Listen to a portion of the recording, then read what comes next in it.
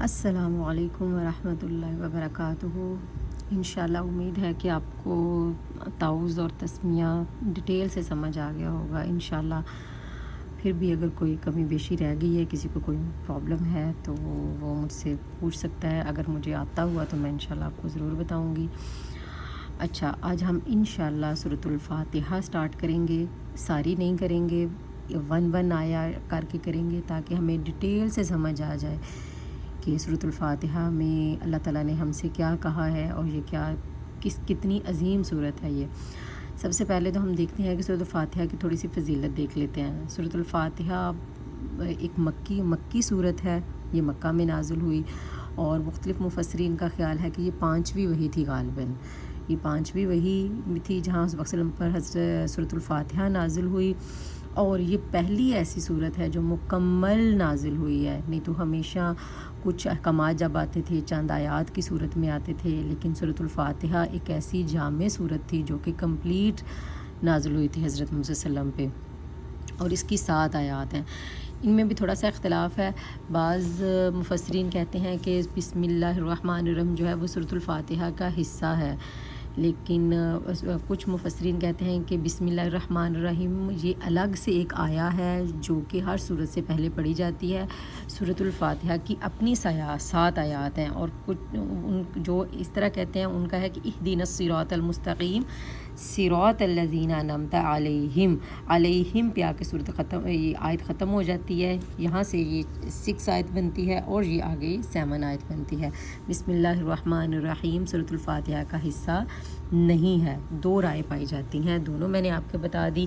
ایک یہ کہ کہتے ہیں کہ سورۃ الفاتحہ بسم اللہ الرحمن الرحیم جو ہے یہ سورۃ الفاتحہ کا حصہ ہے، پراپر ایک آیت ہے، جیسے کہ یہ ڈاکٹر کیا اسے کہتے ہیں نگہت ہاشمی کی ہے، تو انہوں نے اس کو پراپر ایک آیا سورۃ الفاتحہ کی کنسیڈر کیا گیا ہے، اور یہاں پہ 7 آیات مکمل ہو رہی ہیں۔ لیکن کچھ مفسرین کا خیال ہے کہ جو بسم اللہ الرحمن الرحیم جو ہے یہ سورۃ الفاتحہ کا حصہ نہیں ہے، یہ ایک الگ سے آیا ہے جو کہ سورۃ نمل میں ہے، اور یہ ہر سورہ سے پہلے پڑھنا لازمی ہے، اور یہ پڑھی جاتی ہے، اور یہاں سے 1 آیا سٹارٹ ہوتی ہیں، اور جو ایسا کہتے ہیں ان کا انعمت علیہم پہ آیا مکمل کر کے 6 آیا، اور پھر اینڈ میں 7 آیا، ٹھیک ہے۔ اور اس کے بعد سورۃ الفاتحہ کی تھوڑی سی فضیلت اور دیکھ لیتے ہیں۔ سورۃ الفاتحہ کے بہت سارے نام ہیں سورۃ الفاتحہ کے، کیونکہ جس سے زیادہ محبت ہوتی ہے نام بھی اس کے زیادہ رکھے جاتے ہیں۔ جو گھر میں سب سے پیارا بچہ ہوتا ہے اسی کو سب سے زیادہ منو، پیارو، کیوٹو یا اس طرح کے بھی نام جو ہے اس طرح بلائے جاتے ہیں۔ تو اسی طرح یہ جو سورہ ہے یہ بھی بہت ہی محبوب سورہ ہے، اس لیے اس کے بھی بہت سارے نام ہیں، اور اس میں سب سے مشہور نام ام القرآن ہے، ام الکتاب ہے، الشافعہ ہے، الکافیہ ہے، الصالحہ ہے، الشفایہ ہے۔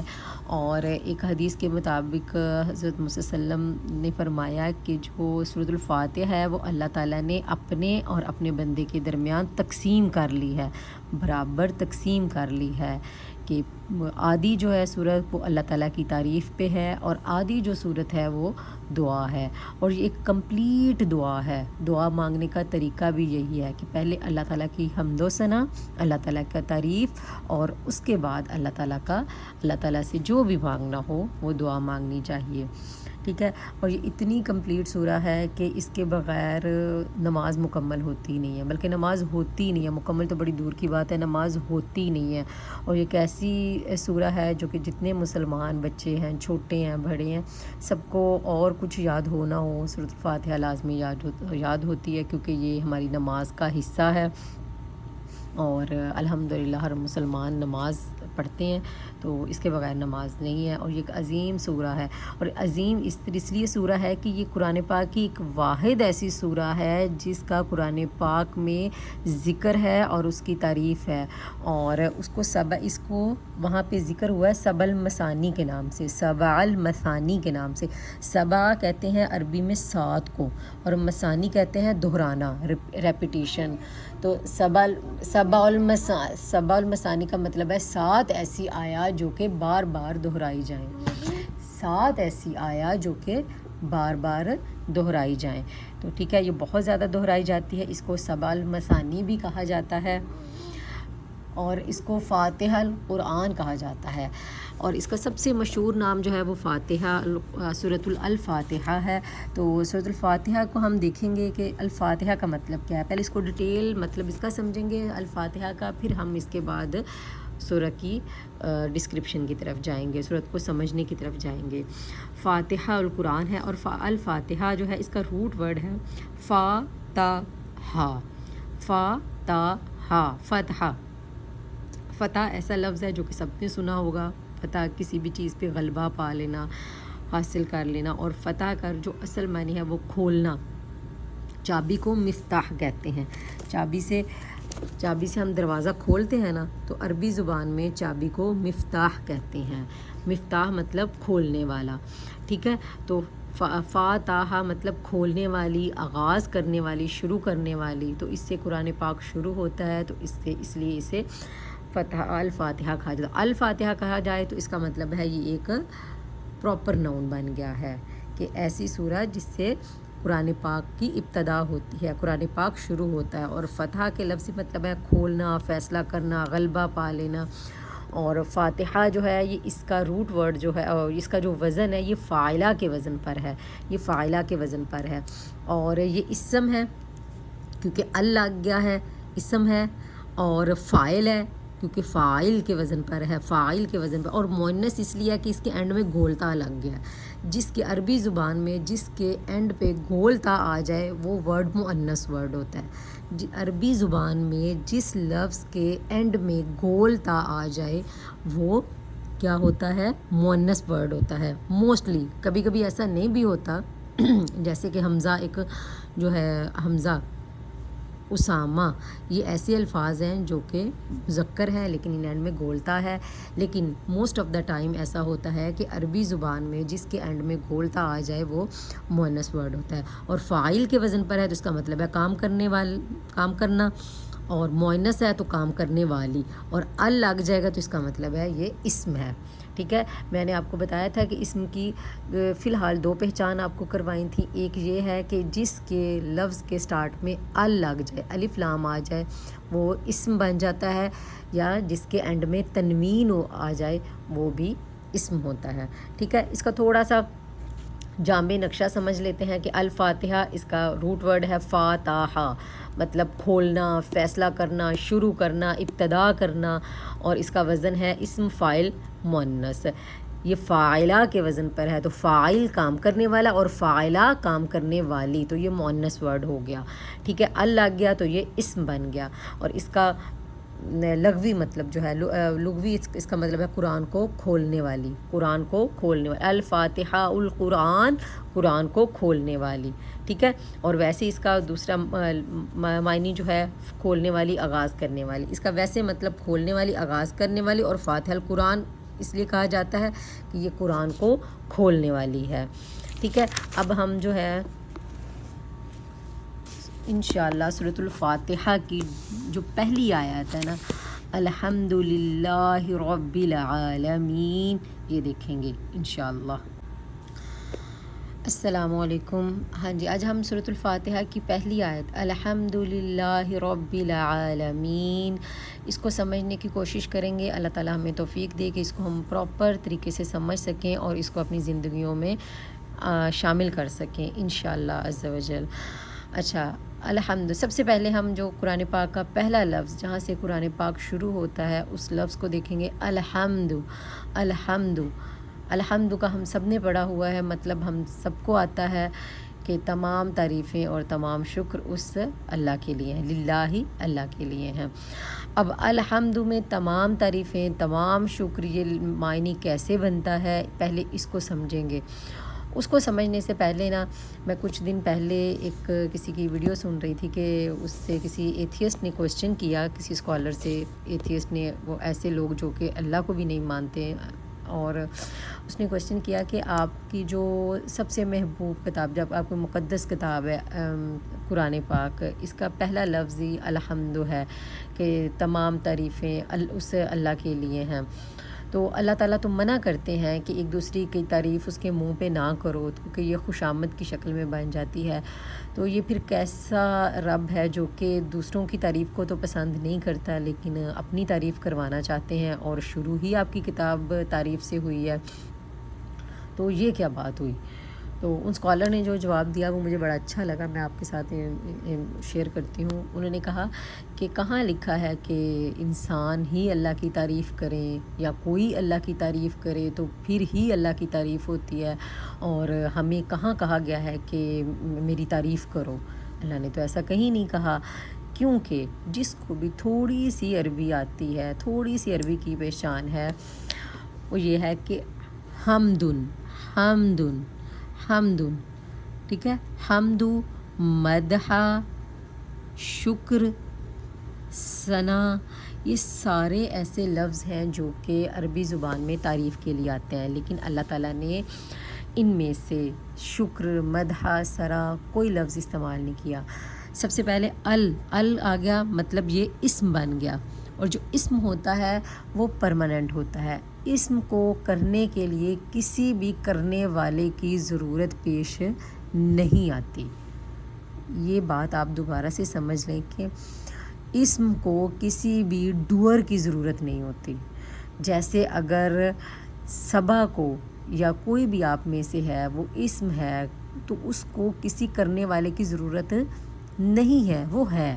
تو اس لیے بھی جو الحمد ہے یہ ایک اسم ہے، تو اس میں کسی بھی کرنے والے کی، اللہ تعالیٰ کی تعریف بیان کرنے کے لیے، اللہ تعالیٰ کا شکر بیان کرنے کے لیے اللہ تعالیٰ کو کسی کی ضرورت نہیں ہے، اللہ تعالیٰ کو کسی کی بھی ضرورت نہیں ہے، کیونکہ عربی زبان سمجھنا اس لیے ضروری ہے تاکہ اس میں کچھ چیزیں جو ہیں ایسے چھوٹے چھوٹے پوائنٹ ہوتے ہیں جو کہ بہت ڈیپر میننگ اس کے ہوتے ہیں۔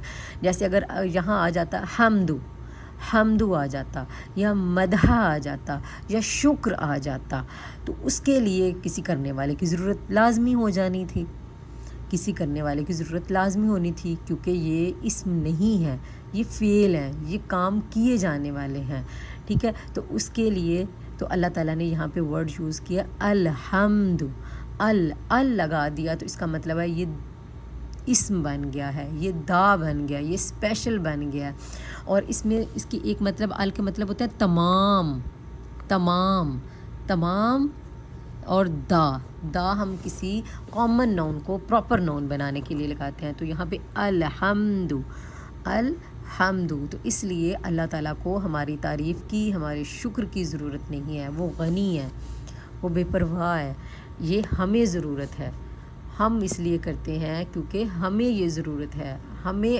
اپنا آپ، اپنا مقصد سمجھنے کے لیے ان چیزوں کی ضرورت ہے۔ اللہ تعالیٰ کو ہماری تعریف یا ہمارے شکر کی ضرورت نہیں ہے، اور اللہ تعالیٰ نے کہیں نہیں فعل استعمال کیا کہ میری تعریف کرو، یا الحمد کہ ساری تعریفیں میری ہیں یا ساری تعریفیں اللہ کی ہیں، کیونکہ یہاں پہ اسم یوز ہوا ہے، اور اسم کو کسی بھی ڈوئر کی، کسی بھی کرنے والے کی ضرورت نہیں ہوتی۔ اچھا جی، سب سے پہلے ہم الحمد کو ڈیٹیل سے سمجھتے ہیں۔ جیسے حمد کا ہم شروع سے ترجمہ سب نے پڑھا ہوگا کہ تمام تعریفیں، تمام شکر اللہ تعالیٰ کی ہیں۔ اچھا، سب سے پہلے ہم دیکھتے ہیں کہ اس کا روٹ ورڈ ہے ہا میم دال، حمد۔ حمد ہوتا ہے تعریف کرنا، کسی کو، کسی کی خوبی کو تسلیم کرنا، کسی کی بڑائی کو تسلیم کرنا، اور کسی نے جو آپ کے اوپر نیکی کی ہے، یا کسی نے آپ کو بہت کچھ دیا ہے تو اس پہ اللہ تعالیٰ کا شکر ادا کرنا۔ سب سے پہلا کوسچن کہ الشکرو، جیسے ابھی میں نے بتایا، شکر، مدح، ثنا، یہ سارے عربی زبان کے لفظ ہیں۔ شکر کا مطلب شکر کرنا، مدح کا مطلب بھی تعریف کرنا، ثنا کا مطلب بھی تعریف کرنا۔ تو اللہ تعالیٰ نے یہاں پہ الحمد ہی ورڈ کیوں یوز کیا؟ الشکر بھی ہو سکتا تھا، الثنا بھی ہو سکتا تھا، المدح بھی ہو سکتا تھا۔ تو سب سے پہلے اس فرق کو سمجھ لیتے ہیں کہ شکر، مدح اور حمد میں کیا فرق ہے، ٹھیک ہے۔ شکر، مدح اور حمد میں کیا فرق ہے؟ شکر ہمیشہ اس پہ کیا جاتا ہے جو کہ نعمت آپ کو مل جائے، جیسے آپ نے کھانا کھا لیا الحمدللہ، مطلب الشکر ہو گیا، وہ الشکر ہو گیا۔ شکر الحمدللہ. آپ نے پانی پی لیا تو شکر ہو گیا. آپ کو اللہ تعالیٰ نے اولاد دے دی تو شکر ہو گیا. آپ کو اللہ تعالیٰ نے صحت دے دی تو شکر ہو گیا کہ آپ کو جو نعمت مل گئی ہے اس پہ آپ نے اللہ کا شکر ادا کر دیا, تعریف کر دی اللہ کی. ٹھیک ہے. اور مدح جو ہے یہ اللہ کی بھی ہوتی ہے اور انسانوں کی بھی ہوتی ہے. اس کا جو کچھ مطلب آتا ہے وہ چاپلوسی میں بھی چلا جاتا ہے. مدح سرائی, جیسے آپ لوگوں نے سب نے ماشاءاللہ پڑھے لکھے لوگ ہیں کہ سب نے جو بادشاہ ہوتے تھے پہلے دور کے, وہ مدح سرائی ان کی ہوتی تھی, یا کسی کی تعریف میں بڑے بڑے مکالمے لکھے جاتے تھے. تو یہ اصلی بھی ہوتے ہیں اور یہ جھوٹے بھی ہوتے ہیں. ٹھیک ہے. مدح جو ہے, مدح سرائی, کسی کی تعریف میں کوئی چیز لکھنا یا کوئی چیز بیان کرنا, تو یہ اصلی بھی ہوتی ہے, جھوٹی بھی ہوتی ہے. اس میں مدح میں دونوں مطلب آ جاتے ہیں, چاپلوسی کا مطلب بھی آ جاتا ہے. اور یہ چیز, یہ مدح تب ہوتی ہے کہ جب آپ کو کسی چیز کی, کسی سے ملنے کی کچھ امید ہو تو آپ اس کی تعریف بیان کریں. جیسے وہ جو چھوٹے لوگ ہوتے تھے وہ بادشاہوں کے دربار میں جھوٹی تعریفیں کر کے یا کچھ بھی کر کے, بعض سچی تعریفیں بعض جھوٹی تعریفیں کر کے تو انعامات لے لیتے تھے. تو یہ اس معنی میں بھی چلا جاتا ہے. شکر, جب کوئی نعمت مل جائے تو اس پہ اللہ تعالیٰ کا شکر. مدح انسانوں کی بھی ہوتی ہے اور اللہ کی بھی ہوتی ہے, لیکن مدح میں کبھی کبھار مطلب جو ہے وہ چاپلوسی کی طرف بھی چلا جاتا ہے. اور حمد ایک ایسا جامع لفظ ہے, اور لگا دیں تو اور جامع بن جائے گا. الحمد ایک ایسا لفظ ہے جس میں حقیقی تعریف ہے, جس میں شکر بھی ہے اور حقیقی تعریف بھی ہے. اور شکر ہم نے پڑھا تھا کہ کوئی چیز مل جائے تو اس پہ شکر ادا کرنا, لیکن الحمد میں ایسی شکر ہے, ایسی تعریف ہے جو کہ کوئی چیز نہ بھی ملے پھر بھی شکر ادا کرنا. اللہ تعالیٰ نے صحت نہیں دی پھر بھی الحمدللہ. ہم بندے جو ہیں, اگر ہمیں صحت نہیں مل جاتی یا کوئی چیز نہیں مل جاتی تو ہم, اگر کوئی ہم سے پوچھے کہ اچھا کیسے ہیں, تو ہم بڑے عجیب سے مطلب دکھی سے انداز میں الحمدللہ ٹھیک ہیں, الحمدللہ بس ٹھیک ہے. اچھا آپ کے اگر فائنینشلی حالات صحیح نہیں جا رہے تو اگر آپ سے کوئی پوچھے تو ٹھیک ہے, تو الحمدللہ بس گزارا ہو رہا ہے. تو یہ ہماری جو ٹون ہے نا, یہ ہم نے اب انشاءاللہ اس کے بعد سے اپنی اس ٹون کو بہتر کرنا ہے. کوئی چیز ملی ہوئی ہے, کوئی نعمت ملی ہوئی ہے تو الحمدللہ. کوئی نعمت ملی نہیں ہوئی تو ثم الحمدللہ, کیونکہ ہمیں نہیں پتہ کہ کوئی چیز ہمارے لیے بہتر ہے یا کوئی چیز ہمارے لیے بہتر نہیں ہے. جیسے کہ سورہ بقرہ میں آتا ہے کہ انسان جو ہے اس کو کوئی چیز محبوب ہوتی ہے لیکن وہ اس کے لیے اچھی نہیں ہوتی, اور انسان کو کوئی چیز اچھی نہیں لگتی, اس سے کراہیت محسوس کرتا ہے, نفرت محسوس کرتا ہے, لیکن وہی چیز اس کے لیے اچھی ہوتی ہے. تو وہ نہیں جانتا لیکن اللہ جانتے ہیں. وَعَسَىٰ أَن تُحِبُّوا وَعَسَىٰ أَن تَكْرَهُوا شَيْئًا وَهُوَ خَيْرٌ لَكُمْ وَعَسَىٰ أَن تُحِبُّوا شَيْئًا وَهُوَ خَيْرٌ لَكُمْ وَاللَّهُ يَعْلَمُ وَأَنْتُمْ لَا تَعْلَمُونَ, کہ اللہ سب جانتے ہیں, ہم نہیں جانتے. تو ٹھیک ہے. لفظ شکر, مدح اور حمد, اس میں کیا فرق ہے؟ شکر تب کیا جاتا ہے جب کوئی چیز ہمیں, نعمت ہمیں مل جاتی ہے. مدح میں کسی چیز کی امید ہوتی ہے, کوئی لالچ ہوتا ہے, کوئی چاپلوسی ہوتی ہے. لیکن حمد میں حقیقی تعریف ہوتی ہے, حقیقی شکر ہوتا ہے کہ اللہ تعالیٰ کا. ویسے اردو زبان میں کوئی بھی ایسے جامع لفظ نہیں ہے جو کہ اس لفظ کی پراپر ٹرانسلیشن کر سکے. ٹھیک ہے. یہ ایک کیفیت ہے. الحمدللہ ایک سٹیٹ ہے, ایک عمل ہے. ٹھیک ہے. یہ ایک مصدر ہے, اور مصدر جو ہوتا ہے یہ عمل ہوتا ہے, یہ ایک عمل ہے جو کہ ہماری زندگی کا حصہ بننا چاہیے. ٹھیک ہے. ہم نے اپنی ہر حالت میں اپنی اس سٹیٹ کو, اس حالت کو بدلنا ہے کہ الحمدللہ, کہ اللہ تعالیٰ نے کوئی چیز دی ہے تو الحمدللہ, اللہ تعالیٰ نے کوئی چیز نہیں دی پھر بھی الحمدللہ, کیونکہ ہم نہیں جانتے کہ جو چیز ہم مانگ رہے ہیں وہ ہمارے لیے اچھی نہ ہو, اور چیز ہمیں مل گئی ہے اور ہمیں نہیں اچھی لگ رہی, لیکن وہی چیز ہمارے لیے اچھی ہو. ٹھیک ہے.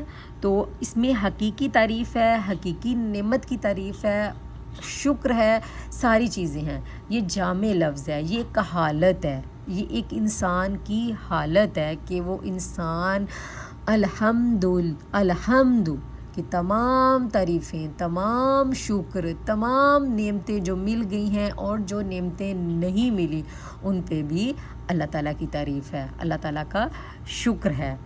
ٹھیک ہے، انشاءاللہ آپ کو یہ تھوڑا سا جو سمجھنے کی چیز تھی اس کو سمجھ آ چکی. اس کو تھوڑا سا ذرا مائنڈ میں آپ سے سمجھ لیتے ہیں. الحمد کا روٹ ورڈ ہے ہا میم دال، اس کا ہے تعریف کرنا، اور یہ ایک اسم ہے اور یہ فعلو کے وزن پہ ہے. یہ فعلو کے وزن پہ حمدو، حمدو وہ تو ہم نے ساتھ میں لگا تھا تو یہ بن گیا حمدو. ٹھیک ہے، یہ الفعلو کچھ بھی کہہ لیں، یہ اس طرح بول لیں یا اس طرح، الفعلو یا فعلو سے حمدو، کیونکہ ال لگ گیا تو یہ تمام کے میننگ میں آ گیا. اور یہ ایک مصدر ہے. مصدر جو ہوتے ہیں وہ اپنے اندر ایک جامع معنی رکھتے ہیں.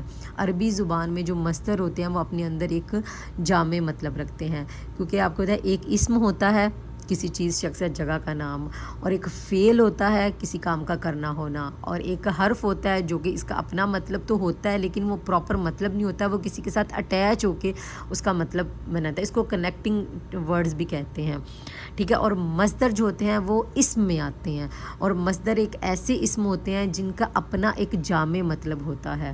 اور الحمدو تو آئندہ سے ہم نے الحمد للہ، الحمد جب بھی کہنا ہے تو اس کا مطلب ہے اپنی اس حالت میں اپنے آپ کو، اپنی زندگی کو اس الحمد اسٹیٹ میں لے کے آنا ہے. یہ ایک حالت ہے، یہ ایک عمل ہے. الحمد ایک لفظ نہیں ہے، الحمد ایک حالت ہے، ایک اسٹیٹ ہے اپنے آپ کو بدلنے کی، اپنے آپ کو سمجھنے کی اور اپنے رب کو سمجھنے کی.